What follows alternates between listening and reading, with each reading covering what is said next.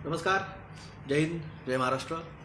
मैं doctor villa Jagdale, MD homeopath, Aurangabad Maharashtra से आज आपके साथ इस इंस्टाग्राम लाइव पे जुड़ा हूँ 9 फरवरी 2022।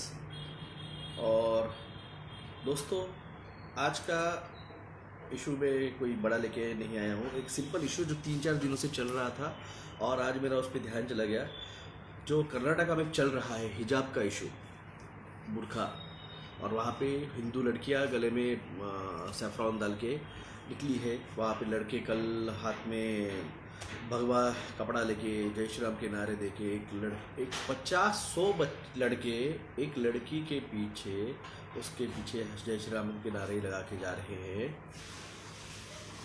इनको पता नहीं ये किस लिए चल रहा है, ये इनको मैनिपुलेट किया जा रहा है। ये चल रहा है समान नागरिक कायदा, वन नेशन वन नेशनलिटी, और ये पार्ट है न्यू वर्ल्ड ऑर्डर का। न्यू वर्ल्ड ऑर्डर में one nation one religion one nationality one ration one Aadhaar one identity, ये सब कुछ वन वन जो है, ये इन लोगों को, इन बच्चों को, स्कूल के बच्चे हैं, इनको मैनिपुलेट किया जा रहा है, इनका यूज़ किया जा रहा है। इनको यूज़ करके बाद में कंडोम जैसे फेंक देंगे ये। इनको ये समझ में नहीं आ रहा है कि इनकी इस एक्ट, इनका ये, अब तो पहले से स्कूल बंद थे, स्कूल खुले, आपके इस जो चल रहा है नौटंकी सब कुछ, ये बहुत खतरनाक है। जिन पेरेंट्स के बच्चे अभी कर्नाटका में हिजाब के खिलाफ उतरे हैं, उन पेरेंट्स को मेरी रिक्वेस्ट है, अपने बच्चों के कान के नीचे 2 लगाओ, घर में बिठाओ, वरना ये न्यू वर्ल्ड ऑर्डर की तरफ लेके जाएंगे। समान नागरिक कायदा लगेगा।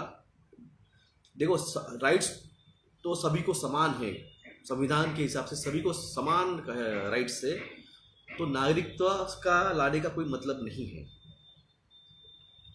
ये सिर्फ और सिर्फ चल रहा है new world order agenda, total control. और कांग्रेस को रिक्वेस्ट है, इस चीज़ पे बात कीजिए। आपकी खामोशी बीजेपी को बढ़ा रही है। कांग्रेस के लीडर्स को, कांग्रेस के नेताओं को मेरी रिक्वेस्ट है, इस पे बात कीजिए। राष्ट्रवादी कांग्रेस, सेना, सपा, तृणमूल, वाईएसआर, इन सबको मेरी रिक्वेस्ट है, किसान मोर्चा, क्योंकि ये भारत को बहुत बड़े कंट्रोल की तरफ, टोटल कंट्रोल की तरफ लेके जाएगा। और इस बात को आप अभी नहीं समझ पा रहे हैं, आपको बाद में समझ में आएगी। जैसे मैंने सीए टाइम पे समझाया था, एनआरसी के टाइम पे समझाया था, मैंने वैक्सीनेशन के टाइम पे समझाया, मैंने लॉकडाउन समझाया आपको, मैंने जियोमो समझाया, 5G समझाया। उसी तरह से ये जो हिजाब का हिसाब है, मैं आपको समझा रहा हूँ आज।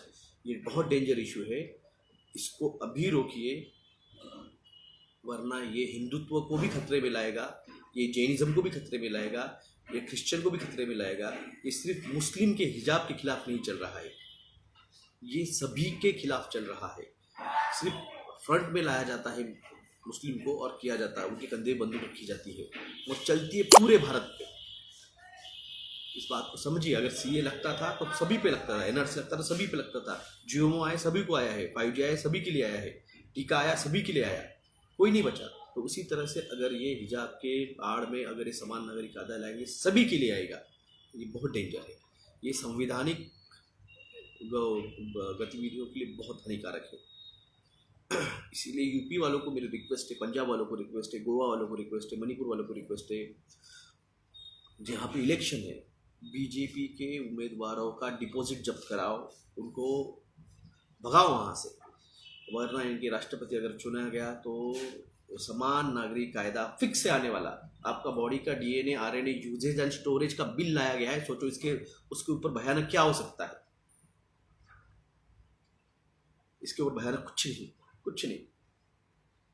मोदी साहब का कल भाषण सुना मैंने लोकसभा में, उन्होंने मंगेशकर खानदान को इलेक्शन के टाइम यूज कर रहे हैं। वो लता मंगेशकर के भाई को इमरजेंसी में अरेस्ट किया गया था। अरे अकेले वो थे थोड़ी, तुम भी तो भाग गए थे, मोदी साहब अंडरग्राउंड हो गए थे।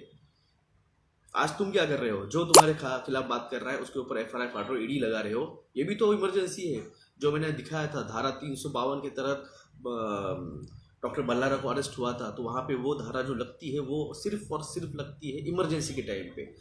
हमने प्रूव कर दिया, मोदी साहब आपने इमरजेंसी लगाई भारत में, आप क्या बात कर रहे हो? और मंगेशकर खानदान का नाम यूज कर रहे हैं अब इलेक्शन के टाइम पे। डेट याद है? लता जी की देहांत की डिक्लेयर की गई 6, समझा कुछ? जिसने मुझे फॉलो किया है उसे समझा होगा 6 से मैं बोल नहीं सकता हूँ, पार्टी ज्वाइन की है।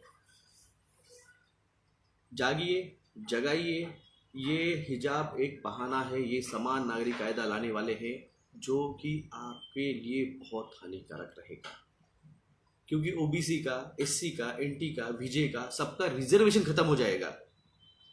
आपको जो रिजर्वेशन है अब वो रिजर्वेशन खत्म हो जाएगा। अब आपकी मर्जी, एससी, एनटी, ओबीसी, विजय, शेड्यूल ट्राइब, शेड्यूल कास्ट, ये आपकी मर्जी है। अब हिजाब के नाम पे आपका रिजर्वेशन खत्म होने देना है कि नहीं देना है, ये आपकी मर्जी है। मैं कुछ नहीं कहूँगा, क्योंकि मैं ओपन हूँ, मेरे को रिजर्वेशन है ही नहीं। हाँ, ये आपकी मर्जी है। इसको आप देख के खामोश बैठोगे या इस पर बात करोगे, ये आपकी मर्जी है। ओबीसी वालों, आपका वैसे भी इलेक्शन का रिजर्वेशन खत्म हो चुका है, कुछ दिन बचिए, रुकिए। आपका एजुकेशन का राइट, जॉब्स का, क्योंकि जॉब्स रहने ही नहीं वाले हैं, तो जॉब कहाँ से देंगे? जॉब रहने ही नहीं वाले, सब कुछ प्राइवेट हो रहा है। तो इसीलिए अब इनको जब जॉब ही नहीं निकालने वाले, सब कुछ प्राइवेट करने वाले हैं, तो इनको उसके लिए रीज़न भी देना पड़ेगा ना कि आपको क्यों जॉब नहीं मिलेगा। तो वो आएगा समान नागरिक कायदा, और ये हिजाब का इशू उसका प्लेटफॉर्म है। इस बात को समझिए कि जो तेजस्वी सूर्या बीजेपी के युवा संगठन के अध्यक्ष है, राष्ट्रीय अध्यक्ष, जिसको उन्होंने 2045 का प्राइम मिनिस्टर कैंडिडेट डिक्लेयर किया है, वो कर्नाटका से आता है, वो साउथ से आता है। कहाँ से आता है मुझे एग्जैक्ट नहीं पता। गवर्नमेंट में जॉब भी खत्म हो जाएगी, हो चुकी है भाई साहब। ट्रेन बिक चुके, रेलवे बिक चुके, एयरपोर्ट्स बिक चुके, एयरलाइंस बिक चुकी, बीएसएनएल बिक चुका, भेल बिक चुका, पोर्ट्स बिक चुके। बच्चा क्या, जॉब कहाँ से मिलेंगे? हा? वैसे भी आपके सारे डिपार्टमेंट में, महानगर पालिका में, आपके कोर्ट्स में, आपके शिक्षक में, टीचर्स में, ये कॉन्ट्रैक्ट बेसिस पे भर के ले रहे आदमी, जॉब्स दे रहे हैं, जिसको पेंशन की कोई गारंटी नहीं है। तो साउथ से ही हुआ ना भाई साहब। मेरा कहना क्या है, सबसे लार्ज स्पीकिंग लैंग्वेज कहाँ पे? साउथ में है। साउथ से उसको प्रमोट किया जा रहा है, जैसे मोदी को गुजरात से प्रमोट किया गया नेक्स्ट पीएम कैंडिडेट 2013 में। अब योगी को प्रमोट कर रहे हैं यूपी से 2030 के पीएमओ के लिए, वैसे ही अब इसको 2045 का 2045 का उसको पीएम कैंडिडेट्स कर रहे हैं, क्योंकि लार्ज भाषा है वहाँ पे। साउथ इंडियन एक लॉबी है, यहाँ पे लॉबिंग चलती है, पीएम में पोजीशन के लिए लॉबिंग चलती है। आप इस बात को समझिए। Maximum PM Uttar Pradesh side से दिए गए हैं, क्योंकि वहाँ पे सबसे ज़्यादा सांसद चुने जाते हैं। ये लॉबिंग चल रही है, ये प्रोपोगंडा चल रहा है, समान नागरिक कायदा लगा के न्यू वर्ल्ड ऑर्डर लाना। और अभी भी आप इसको अगर ये लाइटली ले रहे हो, बहुत मुश्किल है। अगर इनका ये एजेंडा सक्सेस हो गया, I don't talk about flutters. जो इशू नहीं है मेरे लिए, मैं उस पर बात नहीं करता। मेरे लिए इशू है भारत, भारत के लोग, भारत के नागरिक और इसका future. Flat earth is not future, future is galactic alliance force. Sir, government से there is no flat currency, government abolish the RBI. वो तो होने वाला है सर। मेरे दोस्त मेरे पास हंस रहे हैं जब उनको एलियंस की न्यूज़ बताई है। हंसने दो, सब कुछ होगा। Be relax, be relax. हम किसी को बताने के लिए, किसी को प्रूव करने के लिए नहीं आए हैं। जिसको मानना है माने, नहीं मानना है चले जाए। तो इसलिए ये एजेंडा इसी तरह चलता रहा। कल आपके रिजर्वेशन, आपका मौलिक अधिकार सब 80 करोड़ वैसे भी अभी 2 टाइम का खाना गवर्नमेंट के राशन पे खा रहे हैं डॉक्टर साहब। अभी कोविड के नाटक कम हुआ है, नेक्स्ट क्या नाटक करेंगे? नेक्स्ट नाटक वॉर रहेगा। War, India China war, India Pakistan war, India Australia या इंडिया अमेरिका ब्रिटेन मिलके चाइना पे अटैक, फिर बिग डिस्क्लोजर, फिर बहुत कुछ होगा। मानते नहीं है ऐसा कुछ, बताओ तो मत मानने दो यार। अभी आपको मैंने वीडियो शेयर किया है इंस्टाग्राम पे, बैठ के सीसीटीवी कैमरा में रेस्टोरेंट में बड़े बैठे बैठे आदमी लुढ़क गया। तो इसलिए किसी को मनाने की जरूरत नहीं है हमें। मराठीमध्ये एक कहावत है, हातच्या कंगनाला आरसा कशाला, यानी हाथ के कंगन को आईना काय को, दिखेगा ना अपने हाथ में है तो उससे जो होगा वो दिखेगा, सब कुछ होगा।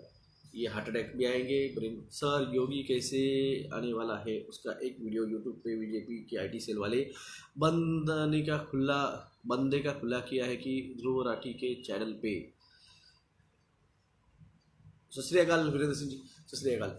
तो इसलिए दोस्तों ये हिजाब का इशू छोटा इशू है, कोई इशू नहीं है, क्योंकि मैं मेरे स्कूल में था, मेरे कॉलेज में था, तो मेरे साथ मेरी जो कलीग्स थी वो भी मेरे मेडिकल कॉलेज में हिजाब पहन के आते थे, कोई इशू नहीं था। कल तक कोई इशू नहीं था। मेरे क्लिनिक में पेशेंट्स आते हैं जो कि खुद डॉक्टर है और मेडिकल कॉलेज में सीखती है, हिजाब में आई थी, कोई इशू नहीं है। और ये बढ़ाया गया है,